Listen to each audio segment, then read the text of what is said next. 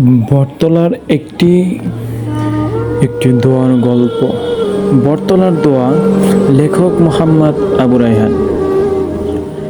বর্ষার শেষ বিকেল, আকাশে মেঘ জমেছে, বাতাসে কাঁঠালি চাপার গন্ধ। সিরাজগঞ্জের মেঠোপথের রাস্তায় দুই ভাগ হয়ে গেছে। বাম পাশে পুরনো টিনের চালের কওমি মাদ্রাসা। সেখানে আবু রায়হান ফজরের পর থেকে রাত 10টা পর্যন্ত কিতাবের পাতায় ডুবে থাকে। কণ্ঠের তেলাওয়াতে, চোখে স্বপ্ন আর বুকে আল্লাহর ভয়। ডান পাশে নতুন বিল্ডিংয়ের দাখিল মাদ্রাসা। ক্লাসের জানালা দিয়ে আঁখি রোজ বিকেলে তাকিয়ে থাকে।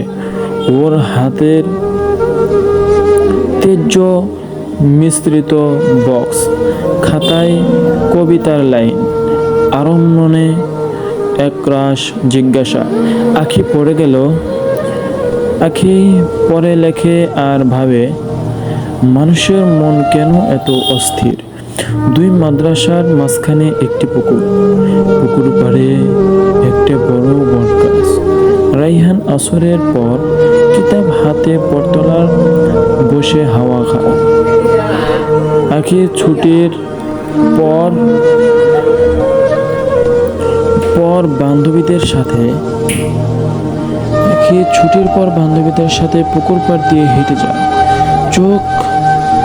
চোখই হয়, কিন্তু কথা হয় না। মাদ্রাসার নিয়ম, লজ্জা আর নিজের ভয় দুজনেই জানে।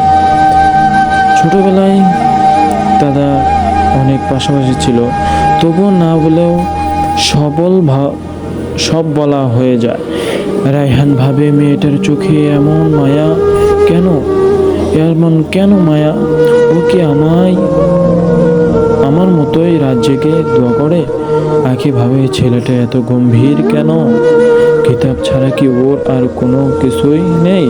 এভাবেই শুরু হয়, না দেখা হওয়া, না কথা হওয়া। তবুও প্রতিদিন একই সময় বটতলার পাশ দিয়ে হাঁটে। কাহিনী এখান থেকে বড় হবে ইনশাআল্লাহ।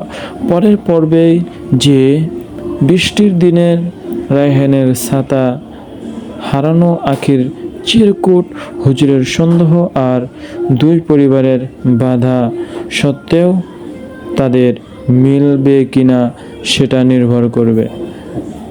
পরবর্তীতে এপিসোড দেখার জন্য আপনাদেরকে স্বাগতম। আপনাদেরকে দেখার জন্য অনুরোধ করা হলো। পরবর্তী এপিসোডে আপনারা আসবেন ইনশাআল্লাহ। আসসালামু আলাইকুম।